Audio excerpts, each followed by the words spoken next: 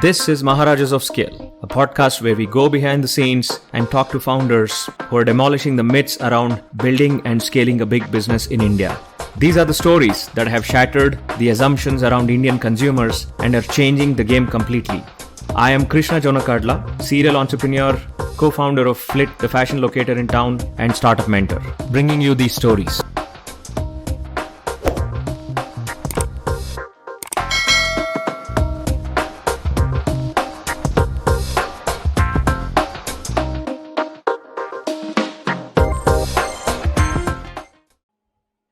Hey everyone, welcome to our 50th episode, the grand finale of our season 1 of Maharajas of Scale. I'm your host, Krishna Jonakadla. Today, I have a special guest.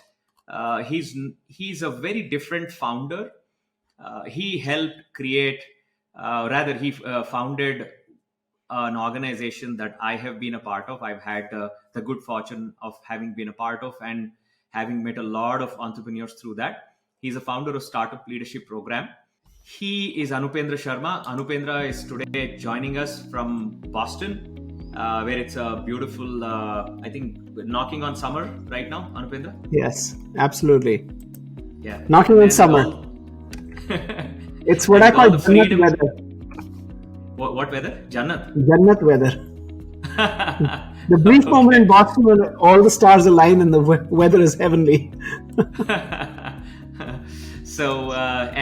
Boston is enjoying a little more spotlight than usual because it's the hub of healthcare and life sciences startups. And if anything, we are in the midst of the second brutal COVID pandemic in India.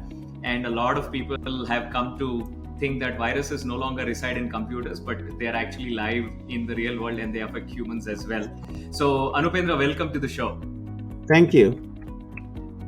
It's great Super to have glad you. To be here and actually surprised to be here that I'm chosen for this 200th podcast, to be honest.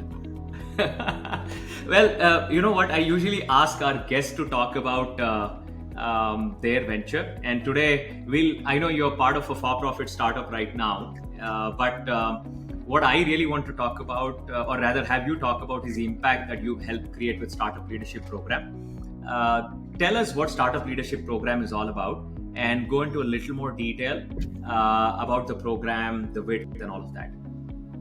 Okay, so a few things. So SLP, Startup Leadership Program, or SLP, was started in 2006 in my office. It was the same year I became a VC. And actually, I worked at Siemens Venture Capital, and Siemens Venture Capital is all about, at that time, investing in later stage startups. So when I started off in the job, I said I'm really interested in knowing more about early stage companies. So I just started a group of, put a word out and started what I call the leadership program. It was called at the time in the first year, because in 2006, September, I started my first class with 7 people in it. And those 7 people were a combination of VCs, entrepreneurs, and people working in research, actually in academia. That's what's called the leadership program, where I said I'm going to bring in these people who are working on innovative things and try to give them some examples of leadership. So we sat around a table for a year, actually 1 year at the time, meeting every month and bringing in some really incredible entrepreneurs, VCs, and professors into our offices. And basically talk about innovation and startups. And that was a really interesting year, because at the end of the year, I was pretty sure that people will say this was a kind of a disorganized program, because we really didn't have an agenda when we got started, except that we wanted to talk about and learn about entrepreneurship, and leadership at the same time. But at the end of the year, they presented to me. I said, give a presentation and tell me what you want to do. And they presented to me, and the presentation said, they were all in life sciences. They said, we want to expand this group. We had a great time. We've all become great friends, and we want to do this across all sectors. So, and one of the guys on the team was ex-McKinsey. So it was a very McKinsey-ish presentation they gave me. Maybe I have it somewhere. I need to find it. And then the second year we went across all sectors, and it went from 7 to 24. So that's sort of how it went from an MVP to a let's ship it locally only in Boston program. Going back for a second to how it actually got started. when I became an entrepreneur, I was interested in doing something around entrepreneurship, early stage entrepreneurship, and when I became a VC. And actually, my father-in-law, Puran Dang, when I spoke to him, he's always been a big student of leadership. He's always been about talking to people about how you should become leaders. And he's actually, I went to BITS Pilani, he went to IIT Kharagpur. He started the world's first IIT alumni association. I started the BITS Pilani Alumni Association. It's total coincidence, had nothing to do with anything, but we had a lot in common. So when he talked about this, talking about leadership, and I was talking about entrepreneurship, I said, okay, at that time it was not easy to find entrepreneurs. It was not something that was as widespread as it is today. So the leadership program became a genesis of teaching entrepreneurs and innovators about leadership. So those two conversations came together. And the third conversation I had with another local entrepreneur called Desh Deshpande was also about on the same lines, because I took this idea to him, and he said he was at the time the chairman of TIE Boston, and he said, not a lot of people will become entrepreneurs, but there'll be lots of people who will work in big companies and still need to be entrepreneurial leaders or entrepreneurs. So he liked the idea, and he said, you started as a program within TIE, and that's how we got started. So that was the sort of background to the conversations before those first 7 people got together and launched SLP in its first year. And they did say after the first year that we should make it a 6-month program. So we did cut the program length in half, but we doubled the frequency of the meetups. So that was the sort of a little history of the program. How big has it become today? So SLP has grown now to almost 4,000 fellows. It's in 28 cities and 14 countries. We have always been in person. I think this pandemic forced us to go from in-person 25 to 35 people classes, where people got together, to going totally on Zoom for this year. And then we went from our 20th cities and 14 countries to just saying, we don't care where you are, but as long as you can travel within 2 hours to whatever our chapter is this year, we will go online and accept you into the program. So we went with that in mind. We sort of covered several countries this year. And in all those countries, we didn't care about being in the city. We cared about being in that country. Interesting. And I know there are other numbers, right? Few more numbers in SLP. So, this number changes every day. So when we started this year, we were at 2.5 billion raised. Now we're at 3.5 billion raised. There are 2,000 startups that are in SLP. Every week now we've come to the point where they're second-time entrepreneurs in SLP. They're raising money the second time. Once you're a fellow, we say you're always a fellow, and we try to engage them as much as possible to come back and be part of the community.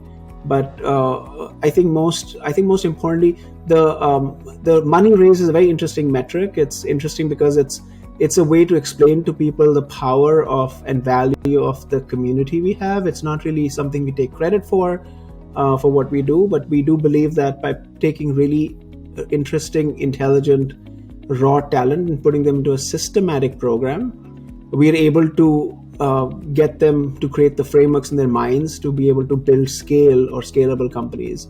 So I think that's sort of important to us. And then we keep them part of the community, and they come back, they stick around, they meet each other, they make close friendships, they co-found companies together. So in one case, they even get married to each other and have their first SLP baby. But the idea is to keep this community very tight. And unlike any other community in the world, and I can talk more about this, it's the way we run this is very different than a typical accelerator. So it's not as easy to define us. And that's why to some extent the metrics like 2,000 startups, 30,000 or 40,000 jobs created around the world. It's a number we just working on right now. We'll have a better handle in the summer, but would be super helpful. But in India alone, it's our single biggest chapter. We have 1,170 fellows from India in SLP. They've raised $1.8 billion. So India alone has raised 1.8 of the 3.5. And Indians, and actually the first and third most valuable companies that came out of SLP, or SLP fellows not came out of SLP, are actually in India. So which one are they? Interesting. So ShareChat and Grey Orange are both fellows who were in SLP in their early days, 2015. Grey Orange was already started. Share Chat was around the same time that they were in the program. I think there are a lot of other marquee names, right? So Just Eat, which eventually got bought over by Foodpanda. Foodpanda, I think, no longer exists.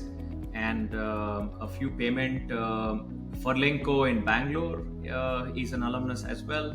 There are a bunch of other, maybe not so Ixigo out of many big Delhi names, as well is a Alok Bajpai is actually one of my favorite SLP fellows in the program, because he sort of embodies all the values and characteristics of an SLP fellow. He was in the program in his very, very early days, but he's always stayed connected to us. He stayed true to the program.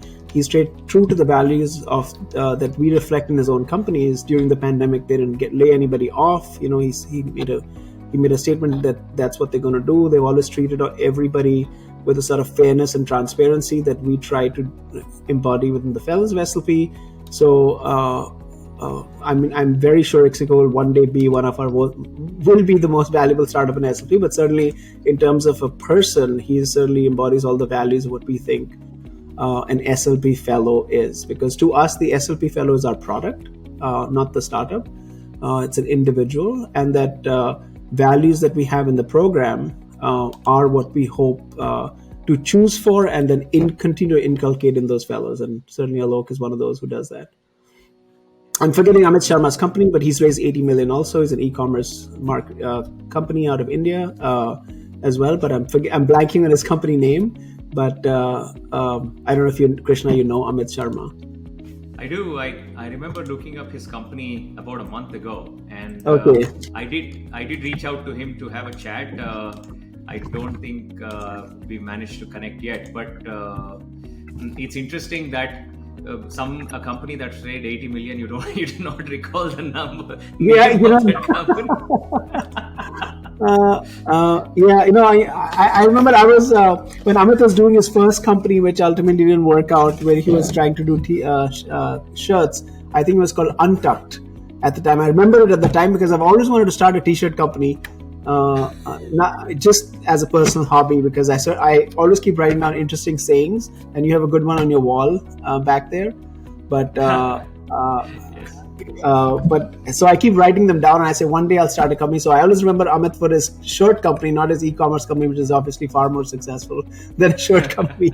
But he was also PL in the program at the time. So after he joined SLP, so my association with him was longer back in the day. And let's talk about how. I'll let you finish. Yeah, and I think that's the beauty of SLP is I am not really interested in being a gateway or sort of staying in touch with every fellow in the program unless they want to stay in touch with me. But it's really important for me that they stay in touch in some ways with somebody else in the community. So I think the single most important thing for me, and I used to have the saying, I said, you come for the education, but you stay for the network.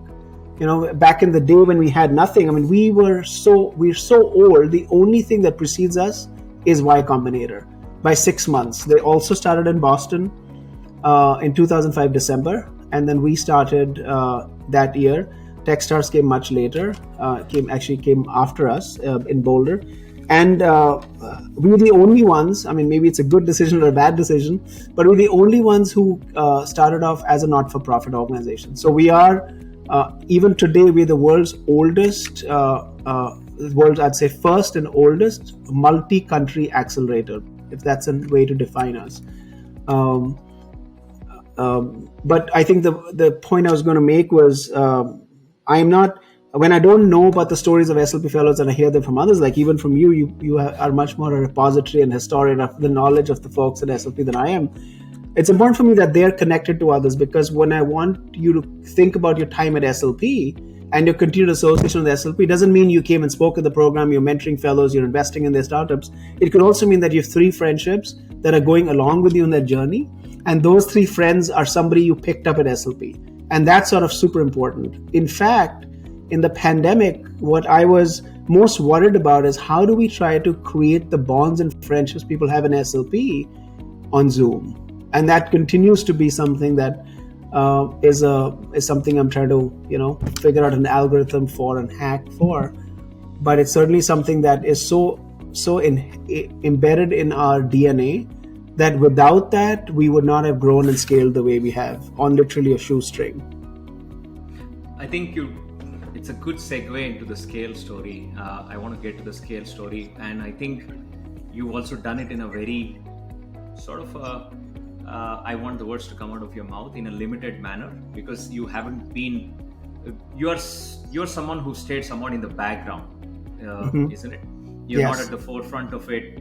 You're not the face of the program.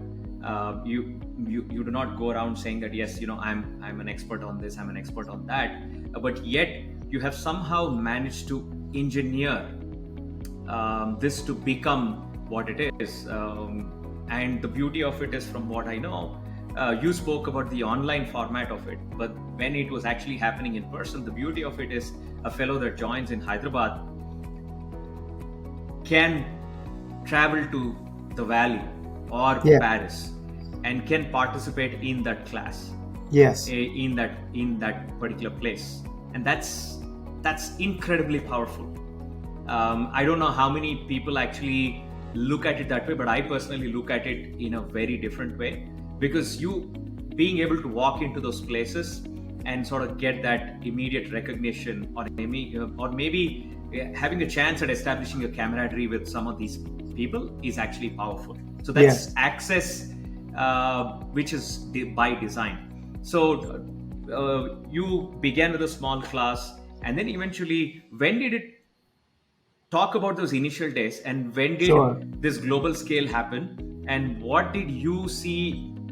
Was it an outgrowth of what was happening in the startup world, or how much of it was engineered? And if you could talk about that. Sure. So, okay, that's interesting. So, I started SLP in Boston in 2006, and we continued to run SLP in Boston for 3 years. So, 2006, 2007, 2008, we were here. And actually 2009, I felt that we'd figured out what we needed to do. And I wanted to take it outside Boston. So my first step was the Valley. And actually, the way SLP has grown, it hasn't grown through by us sending somebody to the Valley from the SLP office, because we literally have, most of our life, we've had 1 to a maximum of 3 full-time employees sitting in Bombay who've engineered the backend. SLP has always been, from the first day, it's been something where I'd seen it's by the fellows for the fellows. So I'll talk about there are a few different things in SLP that were important in terms of how I thought about this. The most important of all these was when I read a book by, his name will come in a minute, but his book was Why I Left Microsoft to Change the World, and it's about somebody who went from India to Nepal, went on a trip to Nepal, and he ended up going to a school which he stumbled upon a school in a village, and it was a school that had no books. So it had one book. I think it had a Daniel Steele book that was locked up in a cupboard, and he left. He came there and he was so blown away, and he said, "How could a school exist with no books?" So he said he's going to come back a year later, and he's going to try to bring books for the school. So he not only did that, he came back a year later, and it was like some sort of a broken down school. He came back next year, and his name was John Wood. He came back a year later with materials to rebuild the school. So, and the way he did it was he brought the materials and he said, here are the materials, you build the school. So the village actually put the school together, and then he put a whole bunch of books in the school. And what he saw was most powerful was there were schools that existed in this region for a while, but what he realized were these schools that existed, they're being used for storing grain, nobody was sending their kids there, it was government run. But this school was functioning beautifully. The reason it functioned beautifully is because it was the villagers felt a sense of ownership of the school. So from the day one of SLP in Boston, actually, so this book was the back of my mind when I actually started SLP. I said, I'm going to do it where the fellows in the program will be in charge of every class. So every class that we had in literally the first year, after the first class, was designed by the fellows. Everyone's put in charge. They brought a speaker in, they set the agenda, and they talked about the topic that was interesting to them or their classmates. And this was super powerful because when you walked out of SLP after the first year, my ask was, okay, who in this program wants to run this for the next year? Whatever you were doing. And always you'd have 2 or 3 people volunteer to run the program. And I think this sort of level of feeling that you are now owners of the SLP program is what allows us to then take it outside Boston, find people who had the same values that we did, and then replicate it everywhere. So I think you mentioned a point about me staying in the background. The most important thing and or something that I feel I'm really good at is I can put together curriculums or instructions, write them down, sort of play it out in my head on exactly how something will go if it was written down, hand it to people, or even when they come up with an idea, try to figure out how to put it into steps which can be executed without much training or people being there and being able to run a class or a program. And that's sort of something which allowed me to scale SLP. So in particular, and I'm sorry, it's a long answer.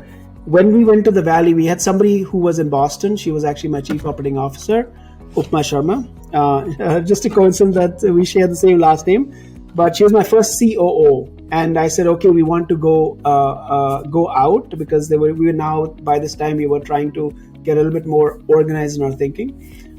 She found somebody who was actually in San Diego, Rebecca. Her name is Rebecca Boudreau.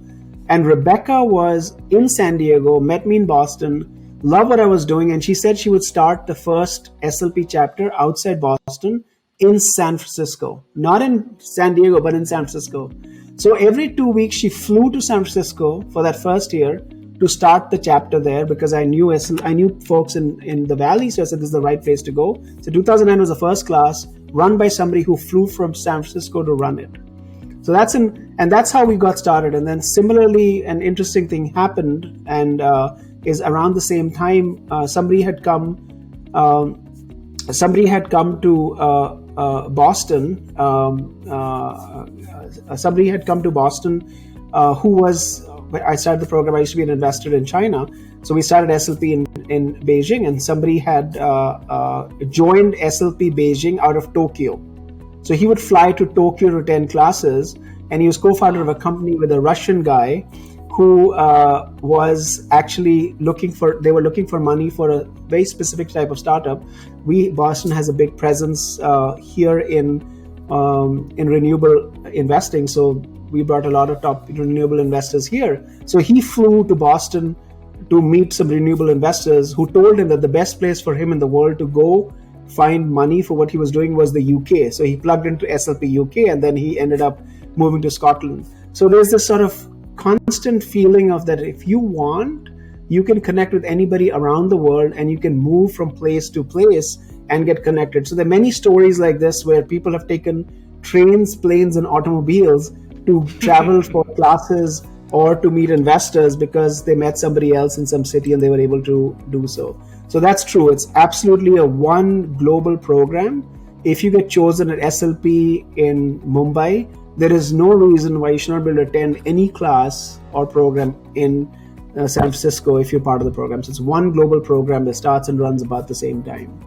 So that's a sort of long-winded answer, but it's super in that sense of one world, one brand, one feel for the program. And wherever you go, you should get the same feeling that you are meeting the same sorts of people, the same level of trust, the same level of empathy towards what you're doing, and the same ability to help each other as you would in your own city. And that sort of has always been true to SLP. Incredible. I want to touch upon 3 things that you said, and you sort of made a passing mention of them as if because that's so natural to you. One aspect was your own strength in writing of the curriculum, and then perhaps instructions on how to run these classes, and maybe and you equated that with you being in the background, let somebody else run it. So that's one part of it. Startups, most ventures are literally anything new are literally flying blind, no matter what they're trying to tell you, right? Because they're discovering new stuff all the time. But the point is, for the people that are there can you bring a degree of predictability, because not everybody is comfortable with chaos and not knowing where they're going. So it's a great ability to have, to say, I'll structure it, I'll give you a plan of action, and I'll tell you, but I'll let you run it. And so you've done two things. One is establish the framework, established all the curriculum, and you actually empowered that. By either by design or by accident, you stumbled upon perhaps two things. One is one of the most difficult aspects to create in any venture, not just a startup, even in a large organization, is that sense of ownership. In the very Rebecca's example where you talked about Rebecca flying to San Francisco to conduct, I mean, she wouldn't be doing that if she didn't feel like it was her class, wasn't it? Yes. So, and in some sense, looks like you created that sense of ownership. And the second thing is with the curriculum. And the third part, and here I want to bring in a book I'm reading right now. It's called Why Nations Fail. It's an incredible book. In fact, in my life, I read a lot of books, but I've always been searching for this particular answer to this question, saying, why do some nations succeed? Why have some societies succeeded? And why have some societies not? And what is it that we need to do? So what is maybe just repeat, can you repeat the question that you specifically asked? So I'll come to my question. What I was saying was, I think you stumbled upon three key aspects that are essential to the success of most organizations. And I'm including societies, startups, families in that bucket called organization. One is the ability to create a framework and a set of things that helps them implement or execute on something, which is where you talked about as being your strength. The second one is to create a sense of empowerment, because Rebecca's example is that sense of empowerment. So where she traveled to San Francisco. One of the biggest problems in any organization, any organization, why do you give somebody stock options? Because you want them to own. You want them to feel that sense of ownership, right? Why do you give them a certain title? You want to give them that. You want them to have that sense of ownership. You have people constantly, leaders/managers are constantly saying, "Don't you see what I see?" So you want them to have that. So you magically, which is why I was saying, I think you've stumbled upon perhaps one, the framework, second one, the empowerment, and somewhere along the way, this aspect of inclusive growth.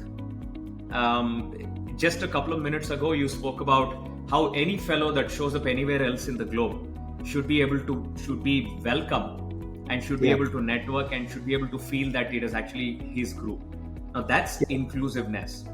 And so a book I'm reading right now, which in my life, I've read tomes and tomes about geopolitics, economics, the Washington model, the East Asian model, why China grows, why Thailand went bankrupt, what did Mahathir Mohamad do, what role George Soros plays. I've read lots of books on them, but yet nobody has convincingly answered why the Incas or the Mayans or the Aztecs, in spite of great empires, went bankrupt.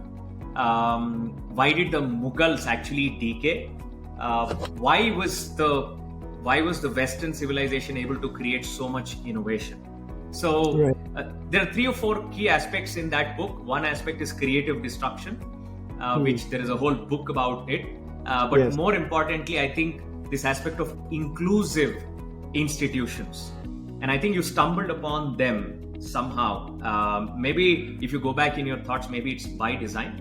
I think that's why. This was by design for sure. It started off with this idea that which I believed in. There's another organization I started before this, which led me to really see the power of inclusiveness in design, which was an idea that I came from John Wood's book, but it was clearly implemented in a way that it resonated best with me. So that part was definitely by design. Some of the other things, of course, you stumble upon and see if they'll work or not. And they don't work everywhere either culturally. So it's not as straightforward.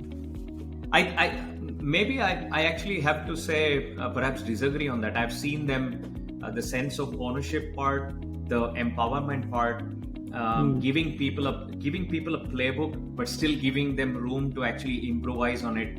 I mean, take SLP for example. Absolutely. Yes. You have those 62 modules. In the 62 modules, you let the fellows decide, hey, for this year, what are important to you? You Yes. guys come together and choose what the curriculum. Now you've given them, but you've not made the boundaries too tight. You've given them a framework. Yes. The last thing you want to do is let them all loose, and all of them are just, they're not going anywhere, right? So Yes. that you've done. The second one is by having people who've gone through the program, a sense of empowerment has created. So anyway, I'm able to enunciate all this because I've been a part of the program. You know it because you're a PL. You've lived it, right? So yeah. So, but I'm fascinated by what you've done. I want to touch upon the non-profit angle a little bit, and please don't mind me. I'm a little opinionated on this. I consider it an Indian disease.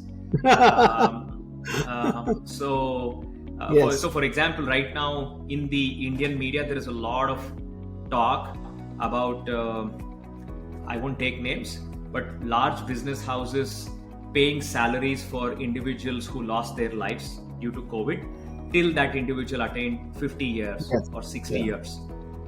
As commendable as it is, I think the wrong thing to say would be that this is somehow wrong. But when we commend service, that is money.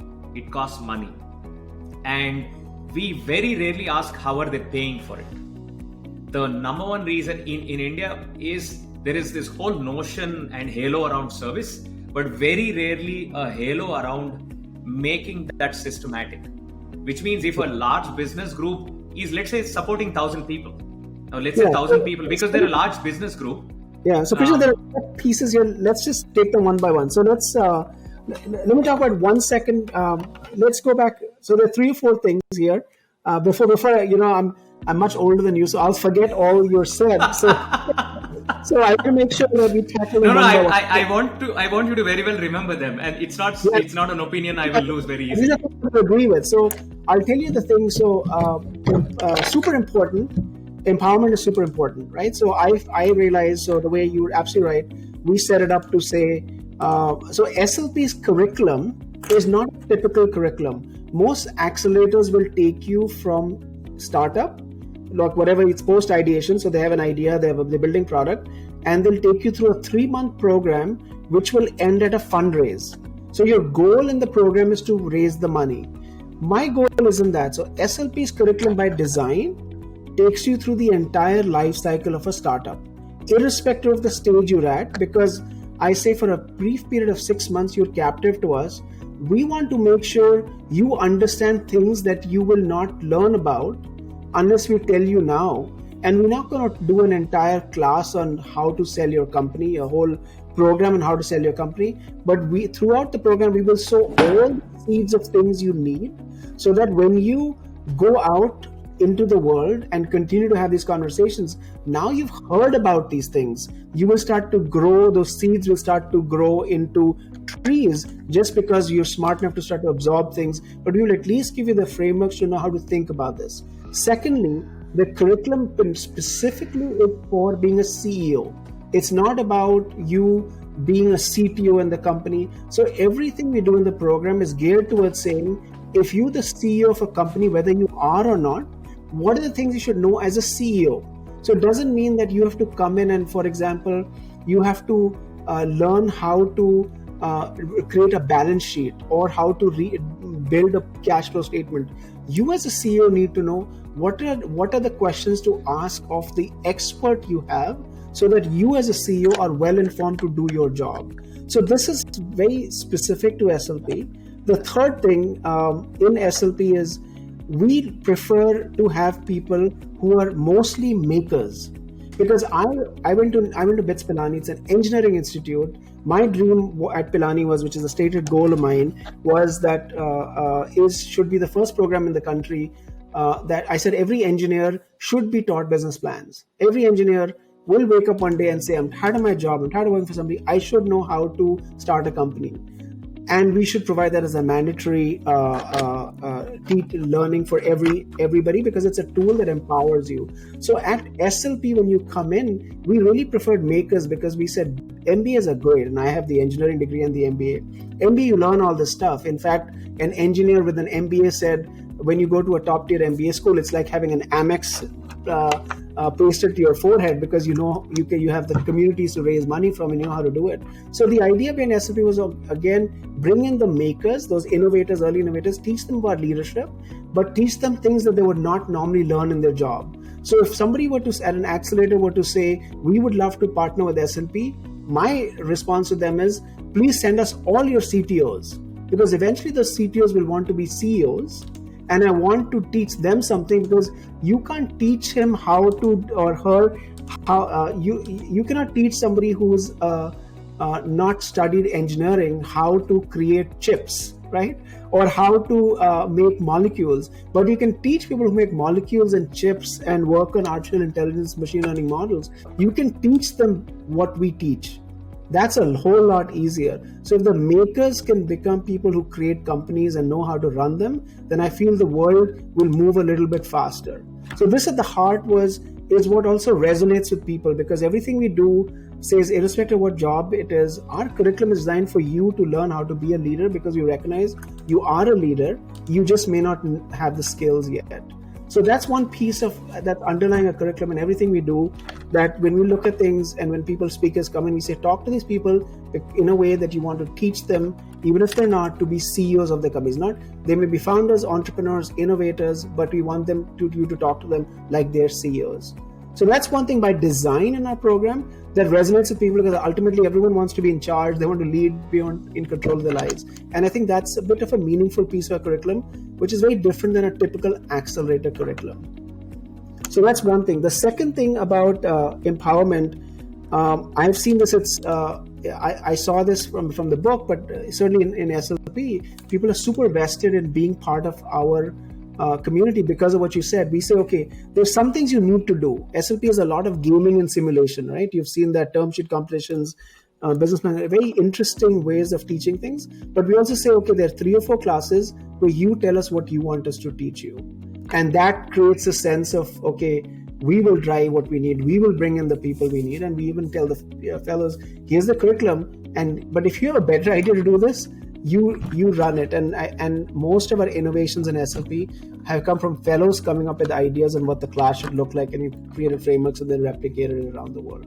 So that's certainly very empowering for people. They feel like they're shaping in some ways the lives of thousands of SLP fellows, because they came up with an idea or a class that they can now immediately come up with. They can write about it, they can structure it, and next thing you know, next year is going to 500 people around the world. And that's super empowering. So that's in the curriculum side and the sort of empowerment side. I do want to make one point you disagreed with. I do feel that this empowerment is not so straightforward. So we tried this in China. In SLP, it's very typical to say every class is a CEO and the class is run by a CEO. China is not so straightforward. So we were not able to do as good a job as empowering people in China to say you're class CEO, you will now have this open book to bring who you want and what you want. They were not used to that. So this concept of volunteering also is in some ways a Western concept. It's an Indian and a Western concept. But to say you volunteer to do this and you don't get paid for some of this was a challenge in some places where they said, what, I have to do all this work for somebody else for nothing? And I was, yeah, you can't get paid for this. And this was actually an alien concept for some people culturally. So it's not the same around the world, because it's what people are used to. In some regions, people are used to being told, like when you go up in China, just like India, it's a very teacher to student relationship. You tell me what I need to know, I will sit down and copy it. The difference between India and China is we're a very opinionated bunch of people who once we get out of out of school, we figure out our lives ourselves.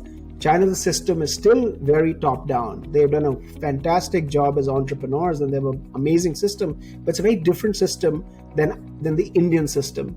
So it doesn't really work in the same way everywhere. China, the government has been a massive creator of wealth for the people, by creating the systems that are needed for people to reach certain amounts of scale that they allowed them to within those frameworks, and they did a beautiful job of it. That is not so easy to work in India. We've had to sort of figure out things in parallel to the government, not within the framework of the government. Or sometimes as one of the somebody said that our BPO system works because India works when the government sleeps. This was back in the day, but when Even we now had it's largely, even now it's largely true, right? But what I was disagreeing was actually not on any of that empowerment stuff.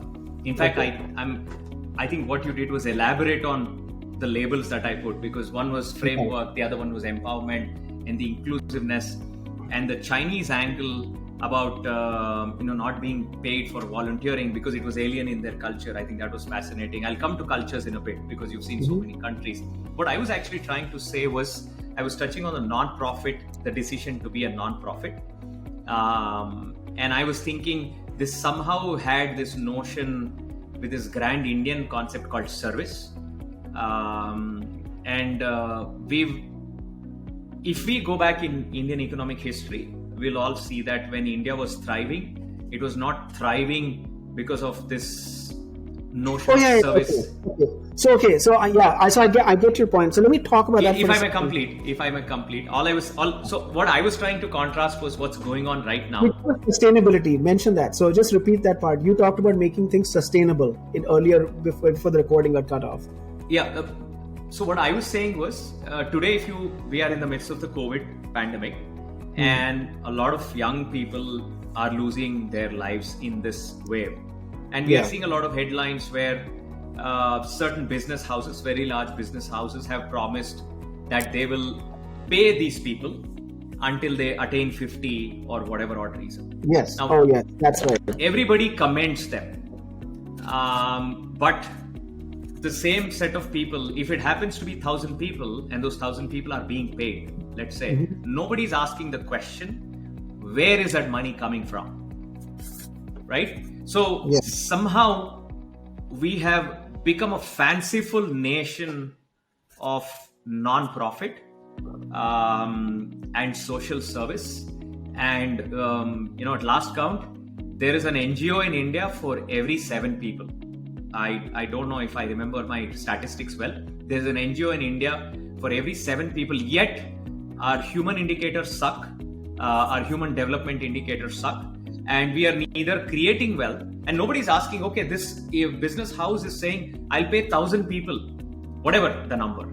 How are they paying it? Because that means we are creating a lopsided set of incentives. Nobody's actually saying that act is wrong. So I'm wondering, so let me tackle that. Let's go specifically to this. So let's talk about the big business house that said it'll pay off people who died their livelihoods. So this is one thing. It's very typical in the US that when you work at a company, that they will do 2 things for you. You will have a sign up, or often even free sign up for life insurance while you're employed by the company.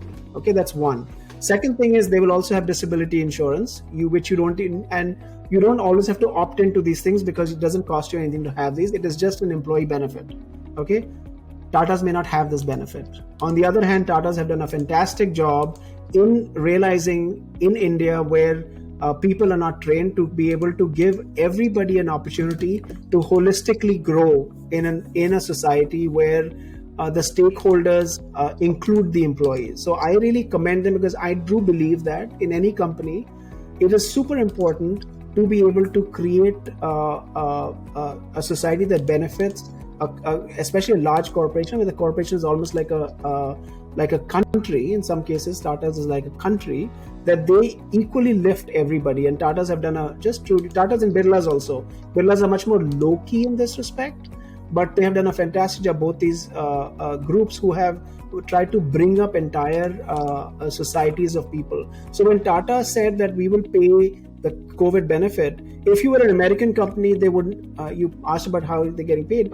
In the US, you wouldn't have to ask this question because that life insurance and that benefits, all that, the cost, would have been part of the CTC that they would have gotten anyways. You would not have to explain it. But I do believe that in India, I think every company of certain size, if it can, should add this benefit to its employees. I don't know what it costs, but certainly I'm going to try this. If we have SLP employees, I'm going to now, after this call, make sure I go figure out what is the life insurance policy or disability policy. And if we can pay for it, we should pay for it, because in some cases, people don't think about these things, especially when they're young.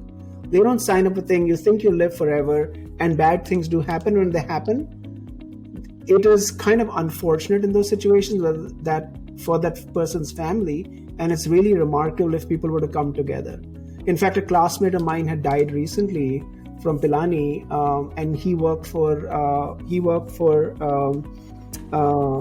an automotive company in India, and I could see how the employees and the company, because of their culture, came together to help the family in the time of need, just because of these values that are put in to say we're part of a community. And I think that's super important. I think in some ways, this sort of top-down view of focusing on the EPS and trying to maximize profitability, which drives the very large payouts for a very small number of people in companies, is absolutely the wrong way. Because if I can't make ends meet at Walmart, but my owners of my company are worth $100 billion, it doesn't feel like you're part of the same company. It feels like you're part of two different worlds and organizations. And I do believe that this is super important. So when they did this, it's possible that it's already paid for because they have an insurance policy that allows for contingencies like this, or they have deep pockets and they do it. But it's not a big cost to do this from an insurance standpoint. No, what I'm saying actually is not. I'm not focused on the act at all. Like I said, I commend the act. What I'm saying is something like this.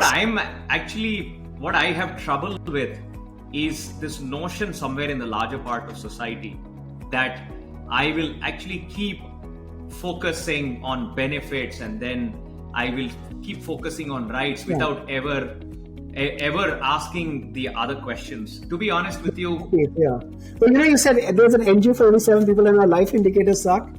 I think India is truly, in this respect, like the world's laboratory for social experimentation, or for experimentation of how to bring up communities. Now, of course, I agree with you in this regard that our life indicators aren't great, but on the other hand, I feel it would be much worse if it weren't for thousands of NGOs doing some good work on the front. Some organizations are, of course, not so great. I don't think you can, of all those organizations, every single one of those organizations is valuable.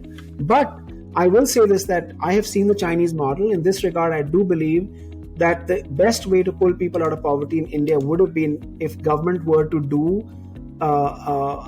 be able to create structure at scale.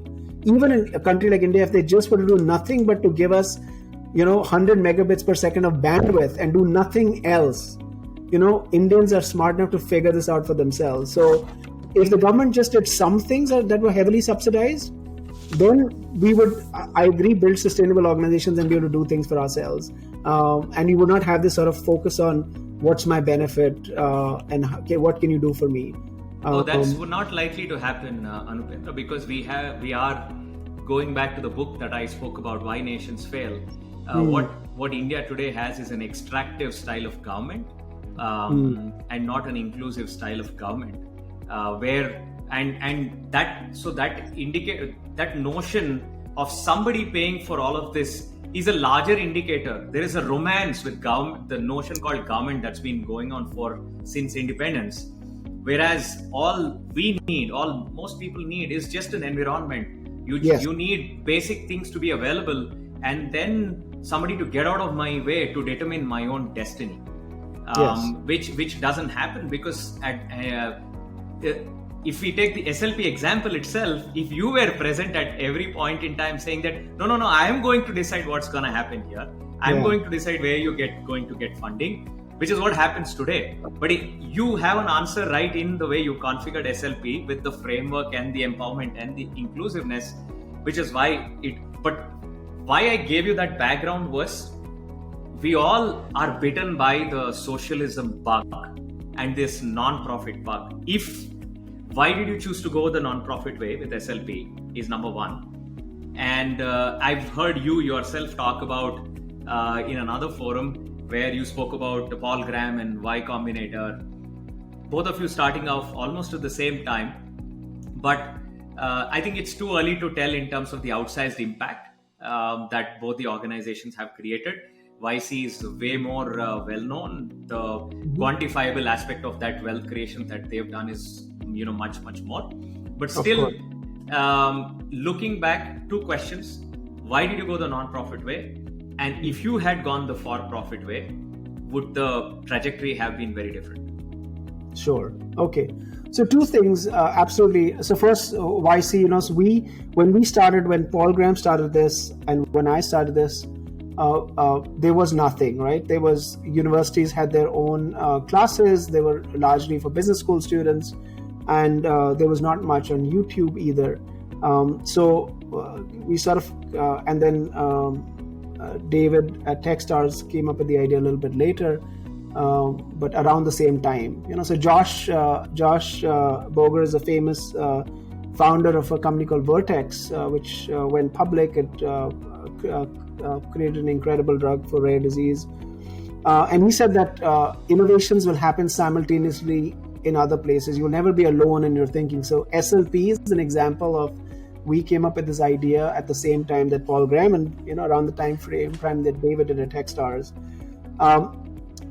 The route we chose was very different because yes, I am from India, so maybe my first thought is service. But the idea behind SLP was, and still remains true today, was I said entrepreneurship is the privilege of the middle classes. Okay. In this privilege of entrepreneurship, and where we are always, we talk of our struggles and our challenges and our inability to meet ends meet. At the end of the day, and we're chasing dreams, and we talk about that, we're not getting assistance in chasing these dreams. I feel we lose perspective, and the perspective we lose there is that the fact that we have the chance to chase our own dreams is a privilege in itself. And most people on the planet do not have this privilege. So in starting SLP very early on, in fact, the first class, we had a social impact outing, because I wanted people to never forget that all this stuff that we are doing is because we were privileged, because our parents, for most part in SLP, at least had a socioeconomic situation. They may not have been rich, but their socioeconomic situation allowed them to give all of the folks in SLP a damn good education, which allowed them to have choices. And I always wanted to remind people that they are still at that. When I started SLP, it was 11 million. It's now 5 million. But I said 11 million children, now 5 million kids are going to die of preventable causes simply because they don't have this opportunity. And I do want people to have this pledge, which is true today too, at the end of the last class, to say, I will use in my lifetime, whether I fail or succeed, I will use my knowledge, which everybody has, wealth, which some people will create, or resources, which is access to their own networks, to make the world a better place for those who cannot do it for themselves. And that's sort of fundamentally just how I'm wired.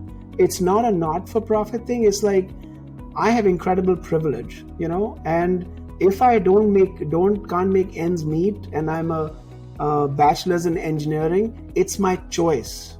It's very rarely my circumstance that does that. Maybe briefly it might be my circumstance, but for the most part it'll be my choice. When I start a company and it fails, it was my choice to work on that idea. I was wired that way, and maybe I couldn't help it. I had to scratch that itch.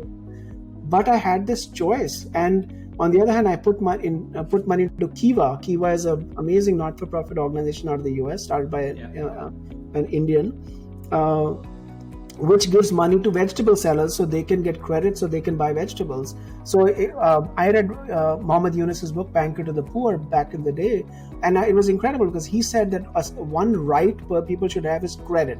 Credit should be a birthright, and everybody in SLP almost has credit as a birthright when they get a bachelor's in engineering degree or a bachelor's of science from a good institution, and they have some small money coming, they go to the bank, they're able to draw on some level of savings, which the poor can't. And even in the US today, 40% of Americans 40% in one of the world's most wealthy nations cannot find $500 in a situation where they need it from any of themselves or their friends and resources.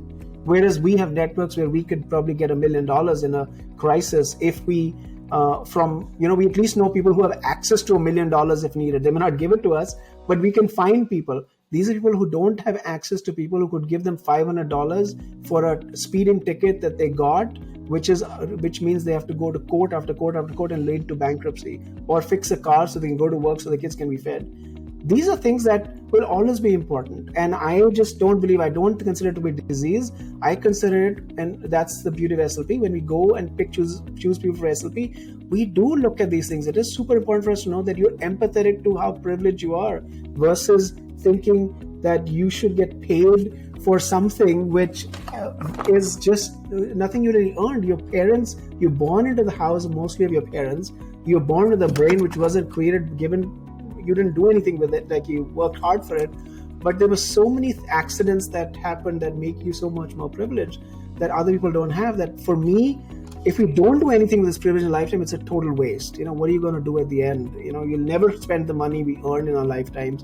Neither did our parents, neither will we, neither will our children. So we'll just continue to grow wealth but have done nothing for society. So I feel being born in India, or to have grown up in the Indian system where you've seen all the poverty, you understand privilege a lot better than most people do. Even in the US, which you don't see such abject poverty on a daily basis, it's very isolated, and we live in our own suburbs. We don't really see this day to day. I feel that we have we are a rarefied group of people in India who've had the opportunity to see both sides, coexist with it, and have an opportunity to do something about it. So I look at it a little bit differently than you.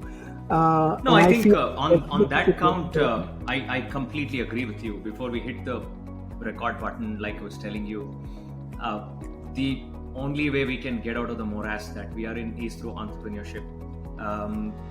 The government can't and will never be able to. Yes. We are a different model than China. So I think let's put that disclaimer out there. We are a highly independent set of people. Indians are independent. Yeah. Every person you talk to about what's wrong with the country and which secretly will tell you we need a dictator. And the funny thing is, none of us really like them. A dictator, we can't live with one. We've never worked well with if anything that has come with history, for us it has been this independent thought and that degree of independence. As Amartya Sen put it. So I am with you. No. I think I take entrepreneurship even more a step further. I consider it not just as much more than a privilege. I consider it as a responsibility. I think as a responsibility to actually change the society positively that we live in. In fact, 4 years ago, after I graduated out of the SLP class, I put together a small fund, and I've been constantly hunting for startups that are changing the game of politics. We don't have any innovation in politics. The only innovation is happening in how campaigns are run, and all that is happening is such a tight thing that is run with money. There are a few startups that have started, myneta.com and mycity.com, but nobody has yet changed the paradigm in terms of how politics is run in the country. You have all these apps, which is where you can have anonymous messages. All of that can be changed through technology. So today, not much of innovation is happening. So I think you and I are in alignment in terms of how we see entrepreneurship. I consider it as more than just a privilege. I consider it as a responsibility. I think a few thousand Indians should take it upon themselves and say, I will do this. It is up to us to change it. Now, when you start pushing the boundaries, then regulation will change, then government will change.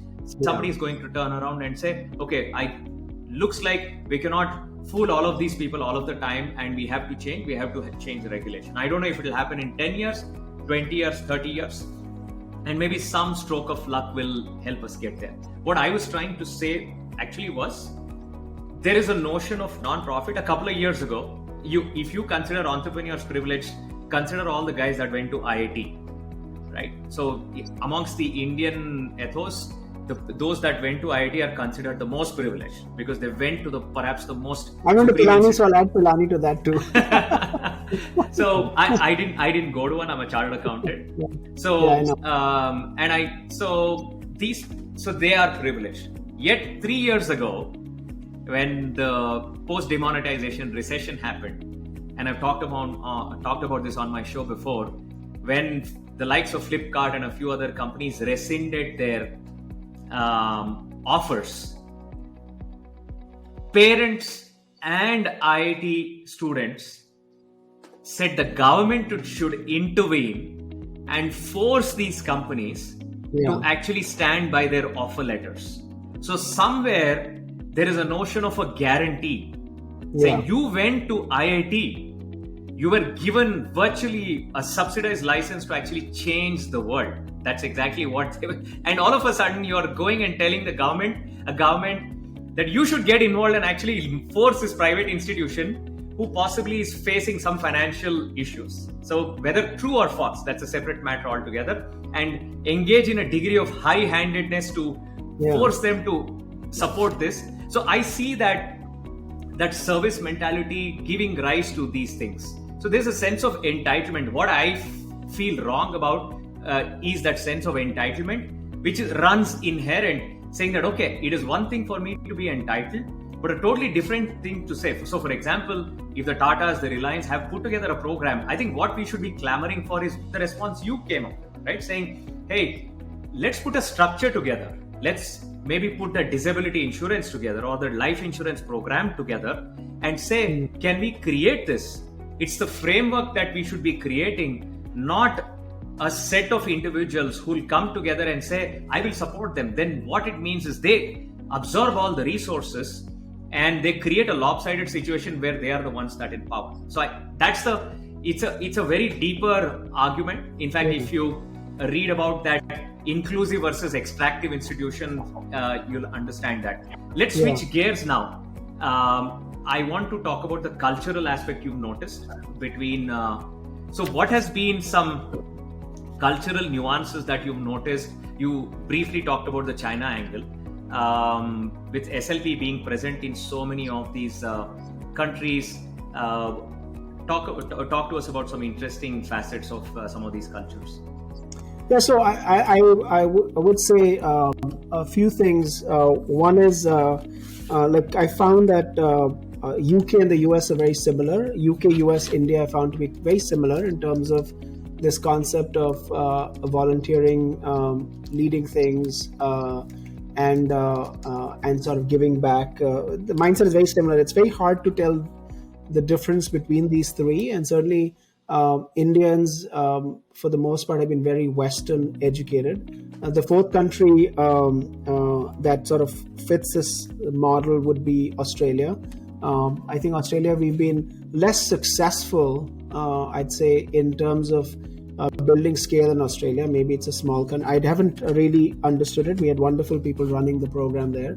And Atlassian is a really well-known major company that came out of Australia. Is Atlassian not an SLP? No. But so there's definitely a lot that probably happened there in terms of entrepreneurship. But I felt we always struggled in two ways in Australia to get people connected with the rest of the world.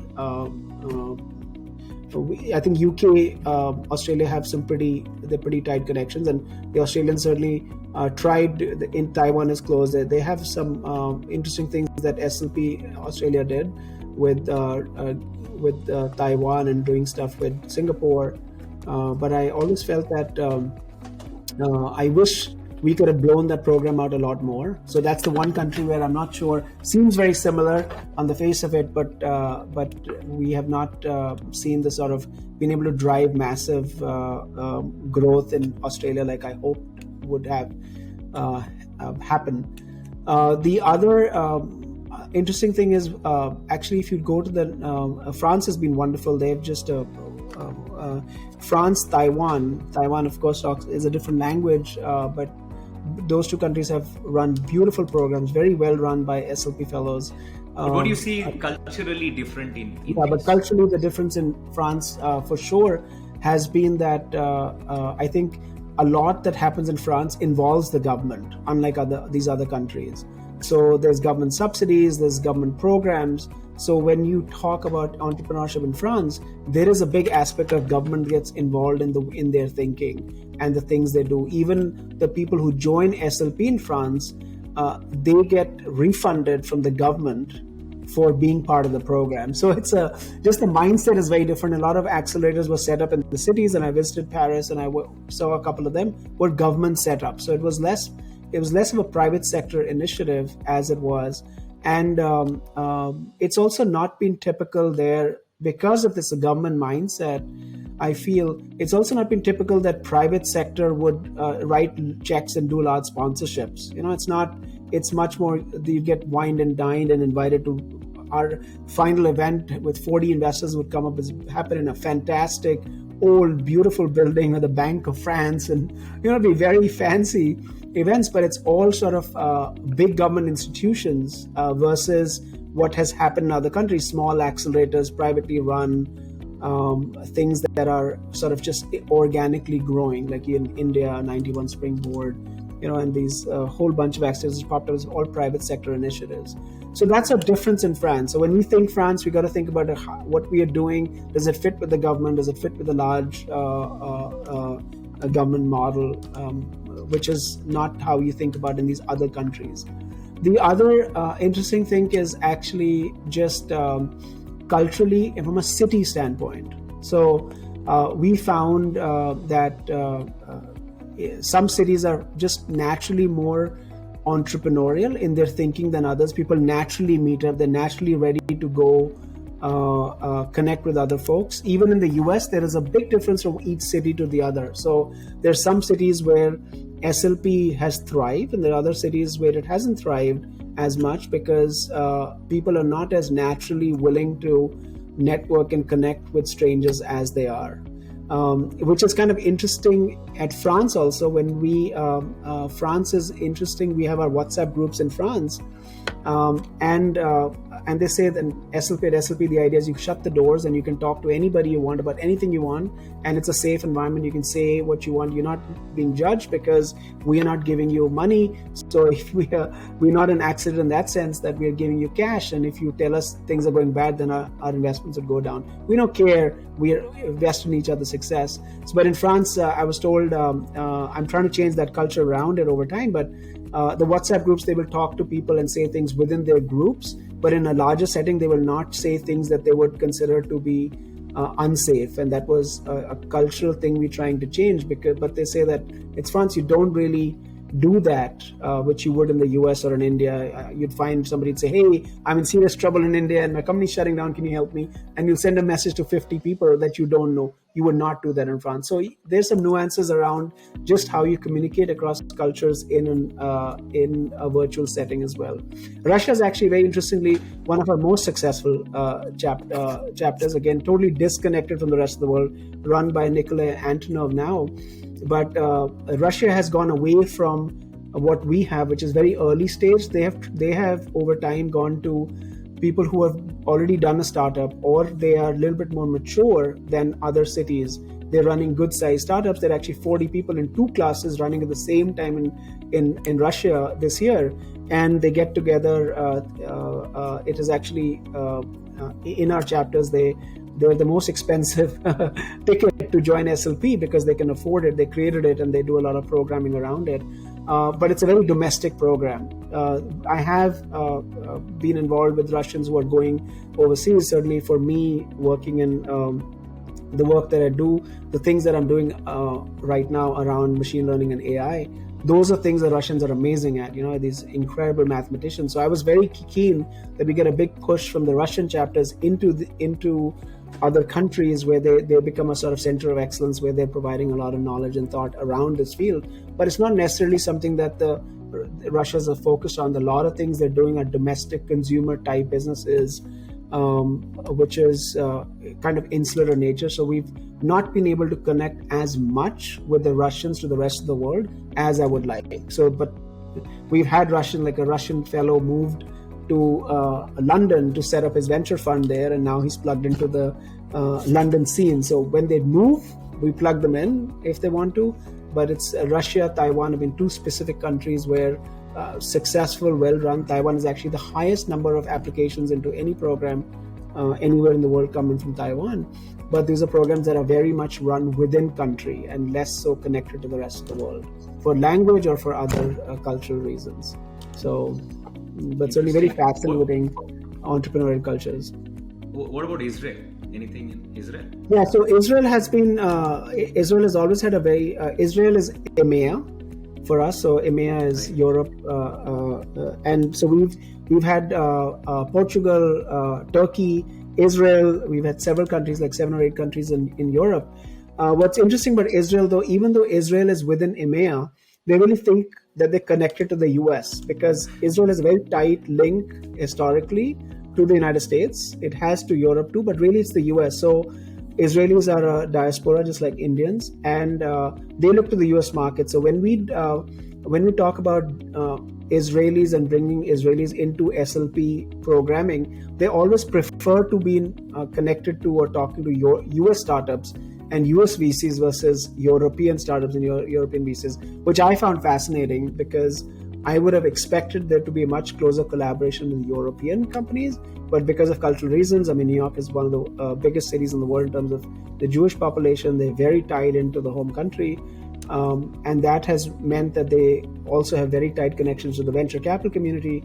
And I was an investor in life sciences from the US. I'd go to Israel every year, and I saw that, the back and forth in US and Israel was so tight. It was much, much more than anything I saw between, let's say, UK or France, because the number of the Jewish community itself in these countries is much smaller.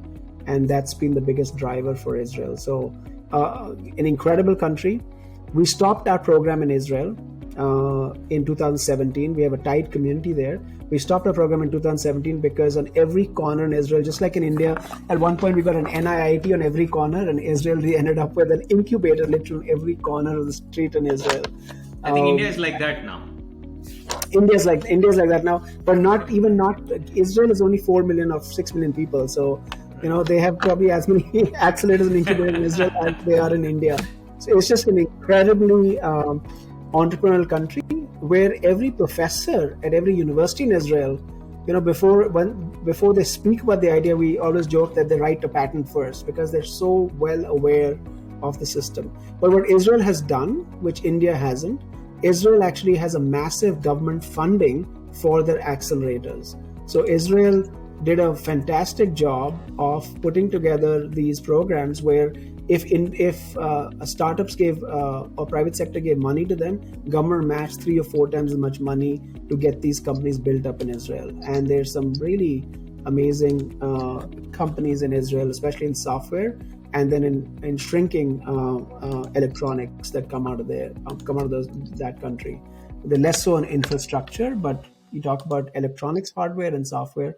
Israel has been amazing. And now we see the value of the Israel-US connection with our fellows who here. We are connecting more and more Israelis or people of Israeli origin or parentage back into Israel to tighten those bonds so we can get Israel relaunched this year with a newer program, more online, but very connected to Israelis in the United States.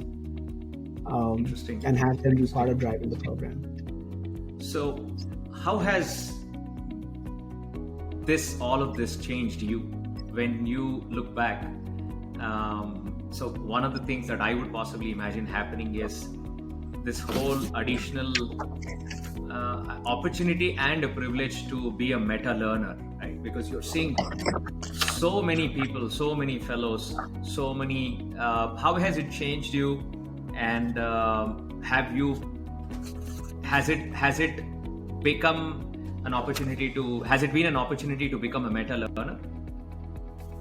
Yeah, so this is my 15th year of SLP, so it has. So certainly when I started in venture capital, I had a successful run as a VC, and I credit majority of my run as a VC to having learned from the fellows. So one of the things that I find in venture capital is some VCs who are amazing investors and they always stay tuned, and some VCs over time lose touch with entrepreneurs. As you manage bigger funds, as you do more and more, you tend to forget what life is like from the other side.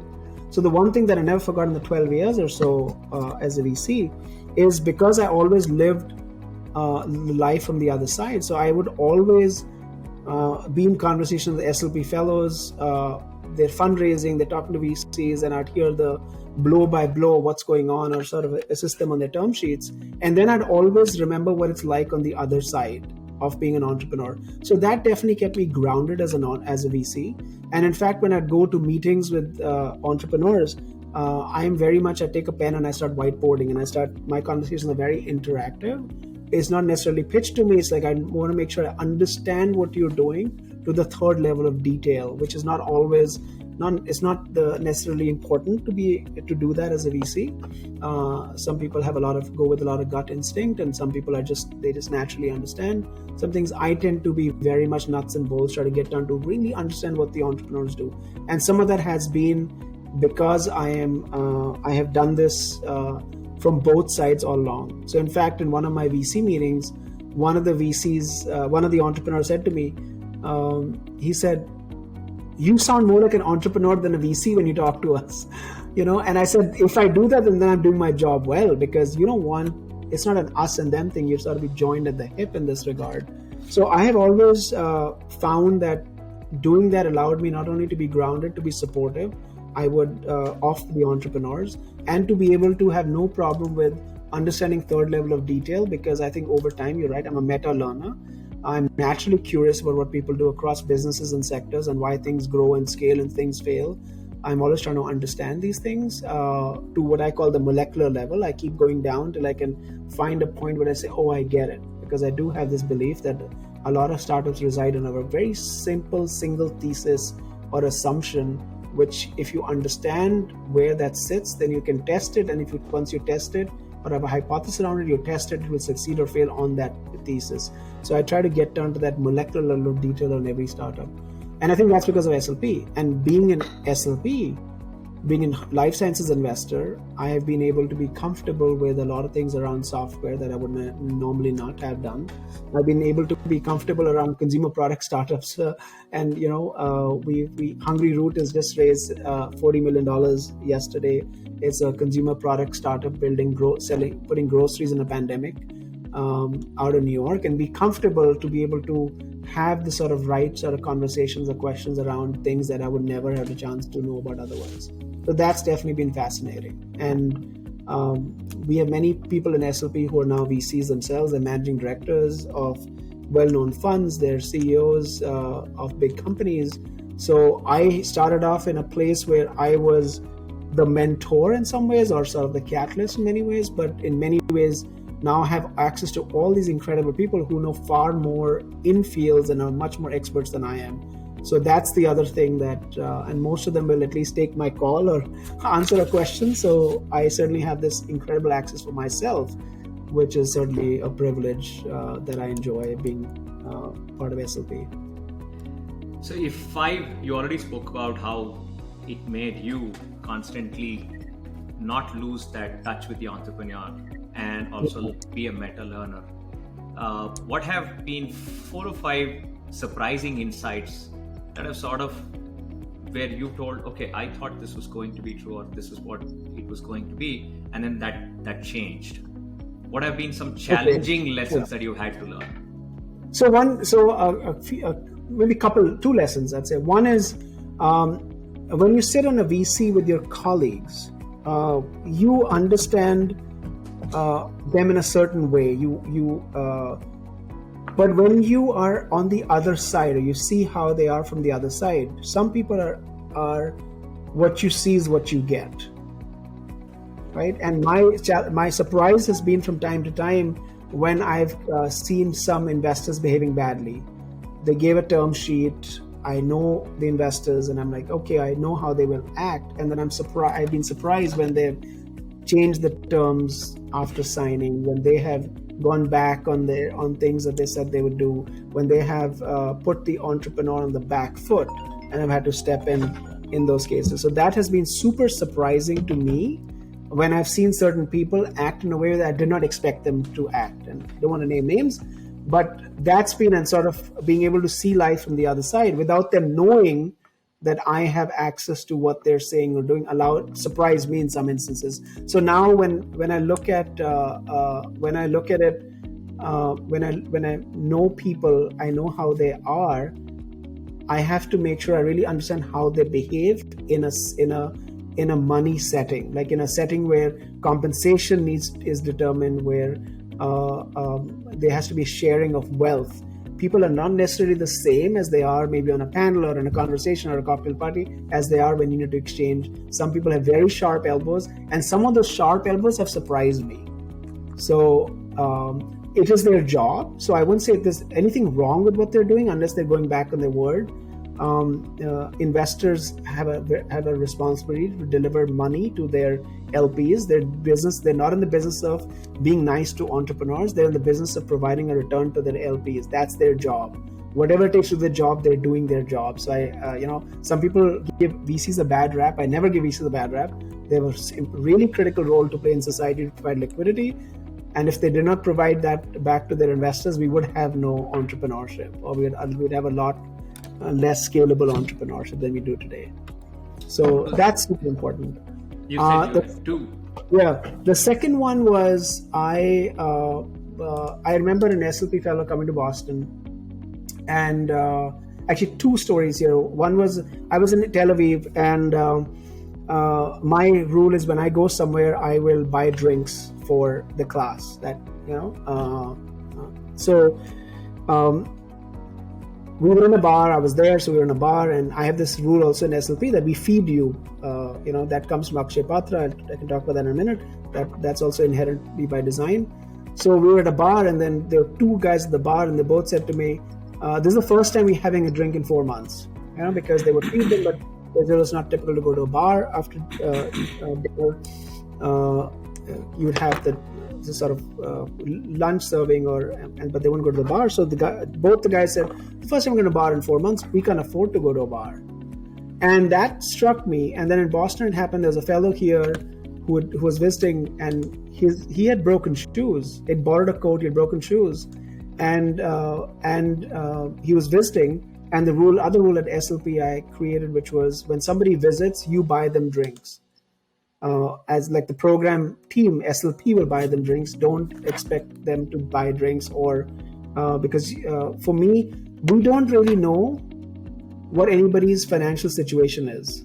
And even though I say entrepreneurs is a privilege, at that moment in time, they may be in a tough financial situation. This drink or dinner that they might have from here might be the only good dinner or drinks they might receive on their visit. So those two things really stand out in my head. The Israel trip, when they said we haven't been to a bar in 4 months because you can't afford to, and then the guy in Boston who had broken shoes and a borrowed coat, who I realized how little money he had, and he was like hanging on a shoestring, visiting and trying to raise some money from some folks in Boston. He was from overseas. Those two things gave me pause to say, it's easy to forget how tough things are for people at that moment in time, and it's super important for us to remember it and to make sure we take care of them. So even in my conversations with people in SLP, when I'm having a conversation around should you sell your company, should you raise money, what should you do, a lot of my conversations are not about the company and the first, it is to understand the background that the person is coming from. What's your financial situation? What do you have a family? If you're a woman, are you a mom with some pressures? Like, I want to understand everything that's going on. Are you a dad? Do you have some financial constraints to your parent? Like, what are all the things going on that are required to be put together to make a decision like this? What should you do next versus just something standing on its own? And often my conversations with people have been around, is this the right time to be doing what you're doing because of the constraints you're on? Because when you're doing a startup, you will have lots of constraints. If you can reduce the number of external constraints to to those possible, that's a good thing. Desh Deshpande said, if you are going to start a company, reduce the amount of things that will restrict you. Don't buy that house and have a mortgage.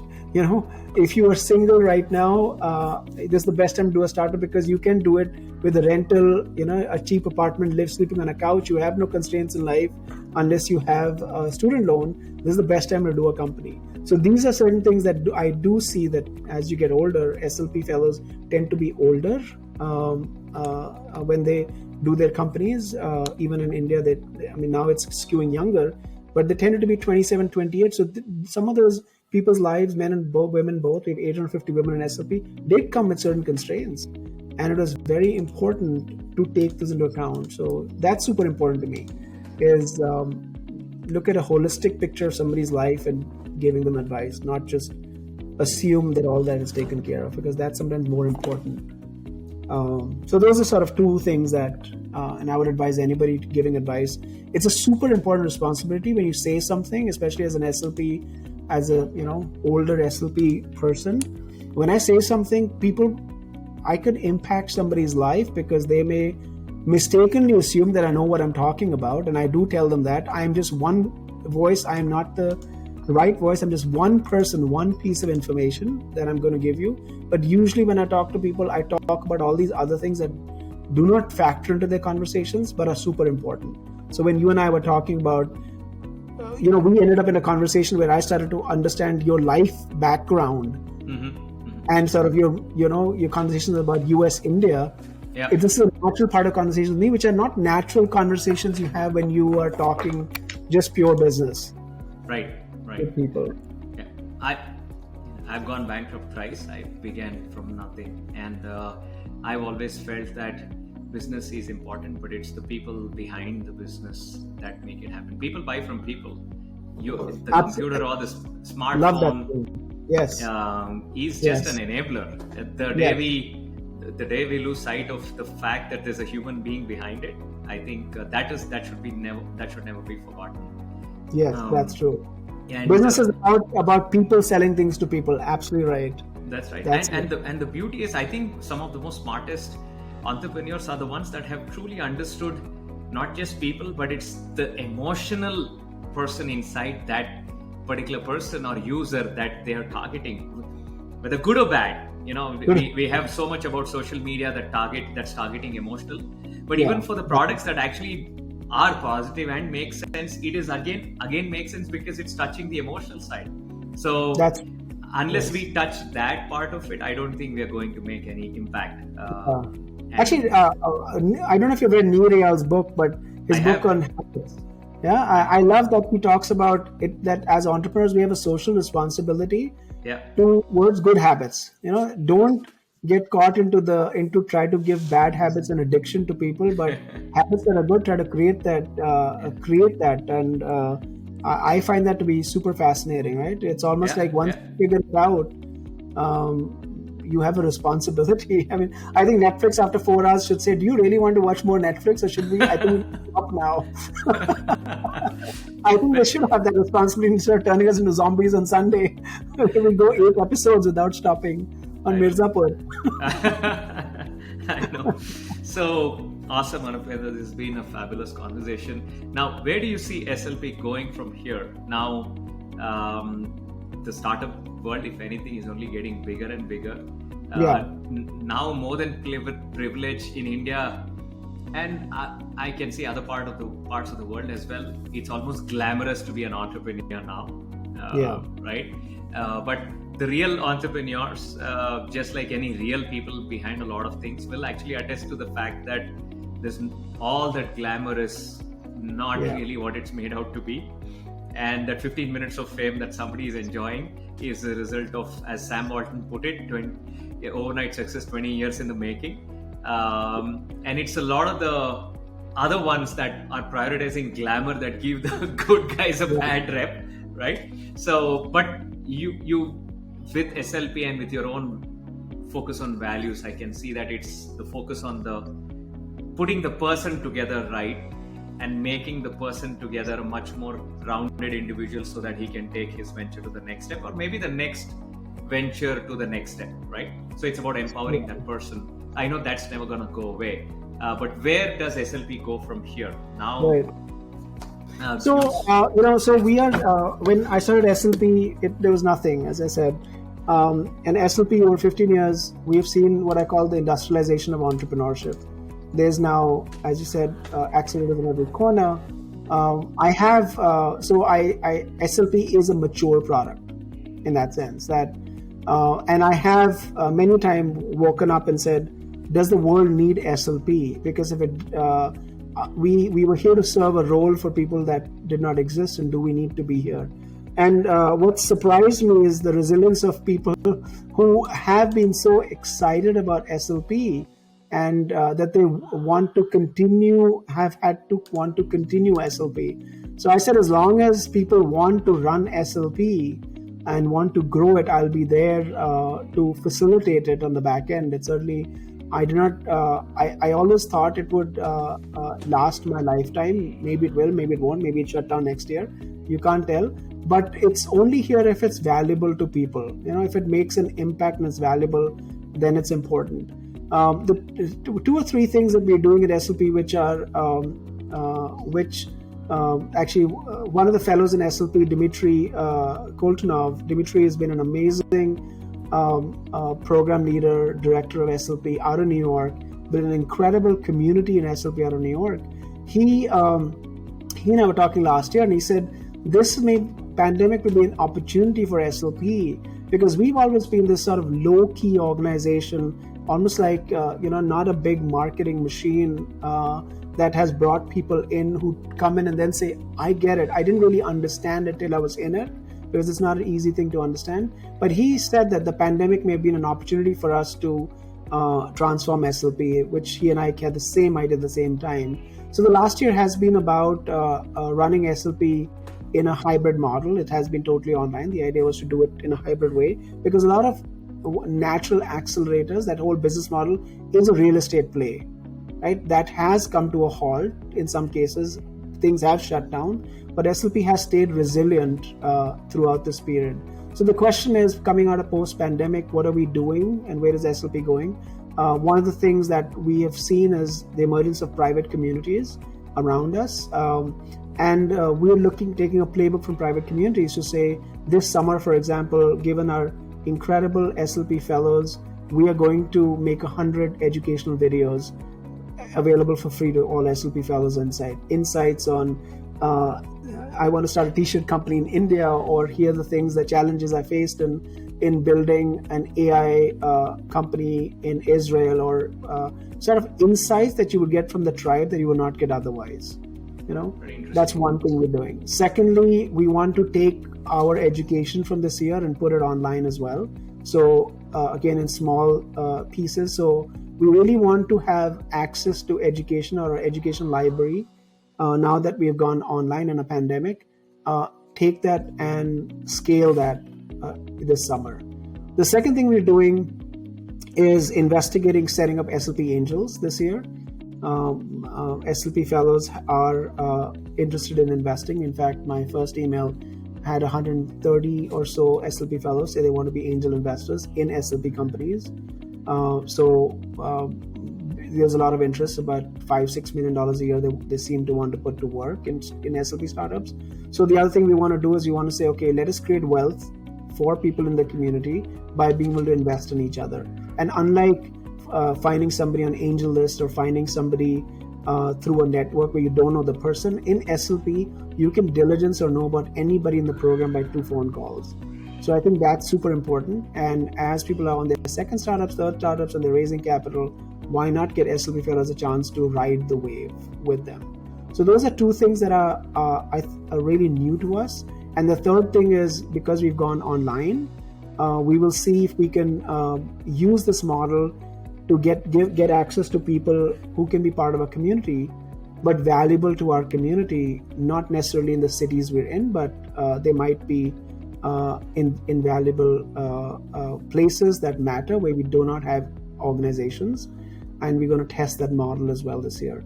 So it's almost like in some ways, a major move in this direction this year. And we'd see, so it's like SLP 2.0. We'll see if SLP 2.0 is a better version of SLP 1.0 or not. But we certainly feel that the level of engagement on our WhatsApp groups and our Slack groups is extraordinarily high, has always been so. But it's just something worth thousands of dollars of, I'd say, consulting advice or direction you can get just by simply sending a note, and you get responses for that. Is something that has kept SLP fellows, whether they graduated in 2006 or they graduated now, in touch with each other, and that's super valuable. That won't go away. I just think that by doing some of these things we are doing, where people are more comfortable being on Zoom, and will give us a chance to shrink the world a lot more. So before we wrap up, you're now an entrepreneur. You bit the bullet. And, yes. So what are you working on? What stage are you in, and what's it about? So I'm working on disease. So I'm a life sciences guy. My focus is on, I'm trying to, there's a huge burden on understanding disease. There's a massive burden on people who work in innovation and disease to be able to know where the state of the innovation is. So what I'm working on is trying to get anybody who's going to cure disease up to speed in a very short amount of time on the status of that disease, whether it's a patient, a doctor, or more importantly, an innovator, because it takes a long time in my field to understand what's really going on. And I want to give that to somebody at their fingertips so they can spend all the time thinking of ideas versus using a lot of brain power and time to understand what they should be, what the status of the disease is. So when I was a VC, it's a process I used to try to understand it. Takes a lot of time and effort. So what I'm trying to do is have an audacious goal to say, can I get you smart on 1,000 diseases, on any one of 1,000 diseases in 15 minutes, so that you can focus your time on understanding disease. So that's what I'm working on. So my stage is, I'm a alpha. I'm a pre-alpha, so I actually have, I'm another software person, so I have 2 SLP fellows making my front end and back end. So Ramji has been working on my back end, the back end of my product, and Kode has been working on the front end. They're both SLP fellows out of India who've been super helpful. I think, do you know Dr. Martin? Say that again? Dr. Martin Rothblatt. No, I don't. I'm still bad with pronouns now with all of what's going on in the world. I think they is the right pronoun for this person. They are from life sciences. There is a particular episode on the Tim Ferriss show. Okay. It's pretty fascinating. I think you'll love listening to it, where their daughter was suffering this rare pulmonary hypertension, cardiovascular hypertension situation. And at that point in time, the daughter was only one of 2,000 people in the US that was supposed to have the condition. And there was Martin had to search through thousands of papers before they chanced upon this molecule, and there was a test result that had come out of it, and that eventually leads to that becoming $1 billion drug. And, wow! And that whole story is laid out on that episode. It's a very fascinating episode. Martin Rothblatt. I see he was a Sirius XM CEO. Yes. So I will look him up and I'll see if I can connect with him. Yeah, that's fantastic. Yeah. So what you described, that ability to get to that particular data point in that 15 minutes, I think that entire process was laid out in that episode. So I'm sure you'll find it fascinating. I will listen to it. That's wonderful. See, I learn every day from somebody in SLP. So that's great. So Anupendra, this has been a great conversation. I know I love the SLP format, and I think by taking the angel investing route, you've somewhat changed the perspective from non-profit to for-profit in an indirect manner. I think wealth creation, I will never apologize that wealth creation is important. and Yeah. you can do all service once you've taken care of that. I will never prioritize service is important, but service at the cost of wealth creation should never be a goal. But I think you're absolutely right. So can I make just one point on that? So a lot of fellows, when we did the social impact class in SLP, right. people would say to me, I feel terrible about what I'm doing. I'm making something that'll create emojis, and like got sold the company. But how is this valuable? Like they're talking social impact. Somebody's creating this company to be able to have a healthcare thing in a clinic in a container to be shipped to third world countries. And I always say this thing: you create wealth knowing what you know. Do not apologize for it. Just like do not apologize for it. When you've made your money doing what you know best, you can always give it to somebody else. Which is what Warren Buffett did. He said, I can't do it, but I know Bill Gates can, so let me give him my cash. But I know how to do what I do well. And it's super important once you've taken care of that need of yourself, then you put it to work wherever you want. And we haven't changed the focus of SLP, but we want SLP fellows to say, if my startup doesn't work, but somebody else in the community startup works by putting money in, I could change my life. Why should this privilege only be given to people who are outside SLP? Why shouldn't SLP fellows also have that privilege? So that was the change in thinking which came this year. But it came, I'm in a VC, everything I invested in, I've exited or always thought about exits from day one when I invest in these companies, because I have training for 8 years in M&A. So I've always looked at it saying, is there an exit here? So as India has in only the very recent times matured towards exits, people have talked to me about angel investing for a long time, which to me has always been, it's kind of a cool thing to do. I think we are now at a stage where angel investing is a reasonably good thing to do in terms of adding liquidity. It's not just for the rich. You could have a transformation in your wealth by investing a small amount of money in something that has an opportunity at a big exit today, which didn't really exist even 5 years ago. That has been only a recent phenomena with all this incredible liquidity and IPO and these massive companies writing $100 million Series A checks. Right. That did not exist before. Right. So that's a little bit of a game changer, where I am now a believer in angel investing from that perspective. In the old days, we always said there's tired angels too. We're like, we get together, we have angel investing, but nobody says I'm doing this angel investing so I can get rich. They're like, we get together, it's like a club, and we lose this money, who cares, but we get to feel young and relevant again. That's not what SLP fellows should have been investing in, and that's why my change in thinking has come is only very recent because of this phenomenon. Sure. So I think that wealth creation angle will happen, and I think much needed, given how unique this format is, given how different this format is. So we will come back when you hit another peak, and I like to say this to all speakers that are on the show. The next peak you scale, the next big impact that you create will create a whole new conversation and whole new learnings that we can share and all benefit from that. So it's been fantastic having you. We wish SLP and all the fellows the very best. May the numbers double this year. You 1 billion in a year, 3.5, let it become 7. And at some point in time, let the wealth creation aspect of it now start getting captured as well. Yes. And then I know that day we'll know the true amount of impact. And then the fellows will start acquiring some outsized influence, because there are a lot of change makers amongst us who deserve to be heard and who deserve to change the world. So awesome. It's been a fabulous conversation.